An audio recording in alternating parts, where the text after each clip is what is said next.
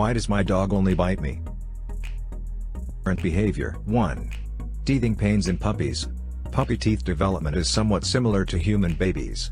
When they are born, they do not have any teeth, and end up undergoing the teething process to develop their teeth. This process starts at 2 weeks of age till they are about 6 months.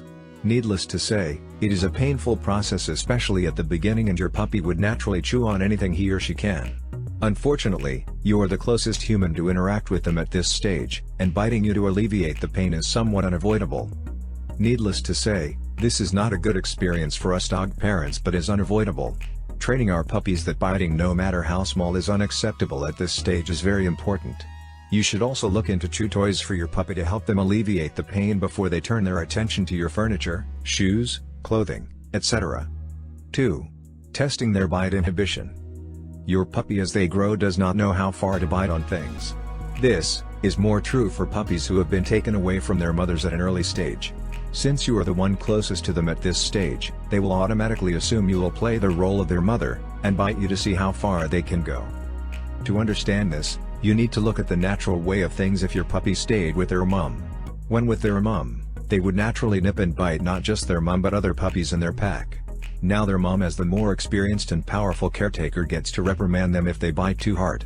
The reprimand can be quite harsh and sometimes painful to watch, as it looks like the mother is abusing the puppy, but this is not so. The puppies are learning a very important lesson at this stage. This includes what to bite is allowed by their mom, how hard to bite, and when to keep their teeth to themselves. Now you have taken your puppy from their mother at such an early stage, and automatically the puppy has come to take you as the mother, or dog parent. Nipping and biting at you would be their only way of testing their bite inhibition for them to understand how far they can go. Needless to say, training them not to bite is the best thing for your dog at this stage. 3. You make them anxious, consciously or unconsciously.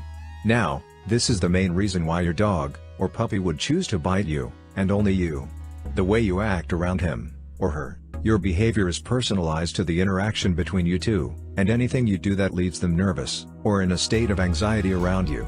So if you are saying my puppy won't stop biting me, I've tried everything, or my dog is aggressive towards me but not my husband, or you are asking yourself why does my dog bite me when excited, you may be doing some of the things we are going to mention below. Staring at you dog, or puppy for a long period. Looking directly in your dog's eye for a long time in the doggy world is perceived as a challenge. Now you have a situation where your dog is always in the same environment as you. They have come to accept that you are part of the family pack, if not the alpha. But you have put him, or her, in a position whereby you are always challenging him, or her, by staring for a long time. Now the natural instinct of our dogs in this position is to avoid conflict, and flee.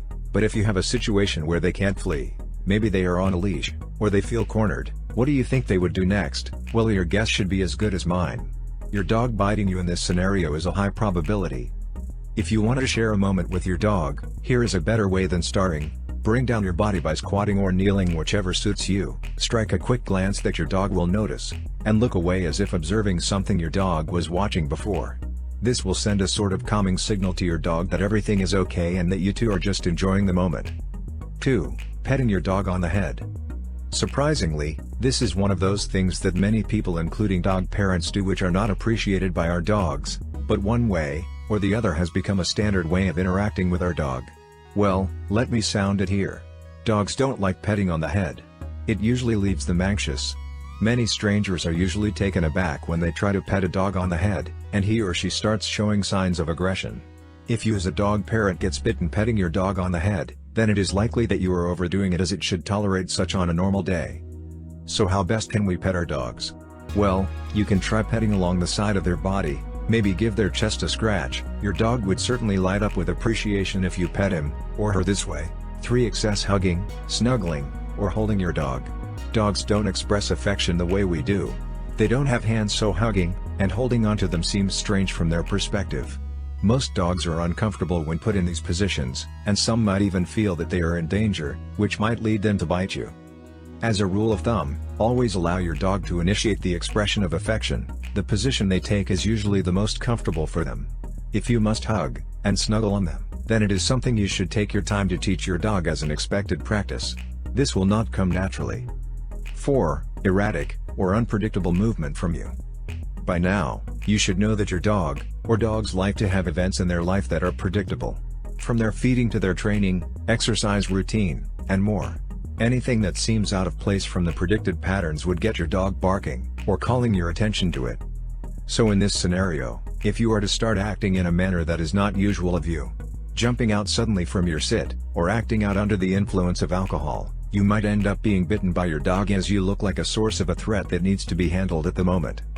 What your dog needs from you in every possible situation, is to see you in control of whatever is happening around you.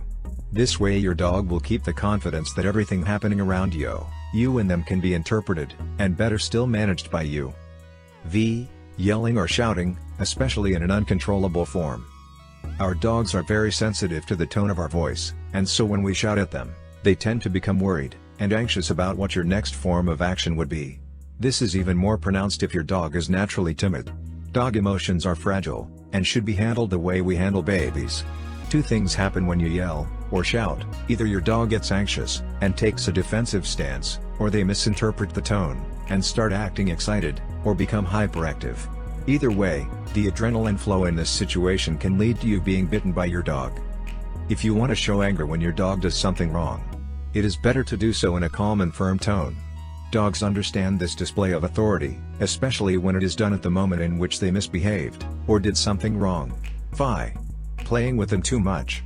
Most dog parents are surprised by this, and others seem not to accept it, but our dogs don't always want to play with us every single moment. Our dogs see most of our interaction with them as an invitation to play. This is not true most of the time, but if you keep on trying to interact or play with your dog, this might lead to some sort of irritation from their side, and biting you would be their way of saying he or she wants to be alone for some time.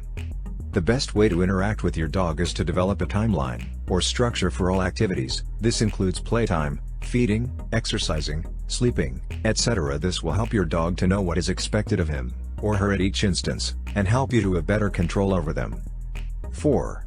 Your dog's breed. Some dog breeds are more likely to bite their dog parents than other dog breeds. Truth be told, this doesn't really change things much because, in the end, all dogs can bite. But it helps to understand the tendencies of your dog so that their behaviors, or actions would not come as a big surprise to you. Dogs that have the tendency to bite are usually in this group: working dogs, hunting dogs, herding dogs, and retrieving dogs. 5. Your dog was not properly trained. This reason for your dog biting you is an obvious one, especially for older dogs. A dog that has not been trained to stop biting will carry on with it as he or she gets older, and the terrible thing about this is that as they get older, their bite becomes more dangerous,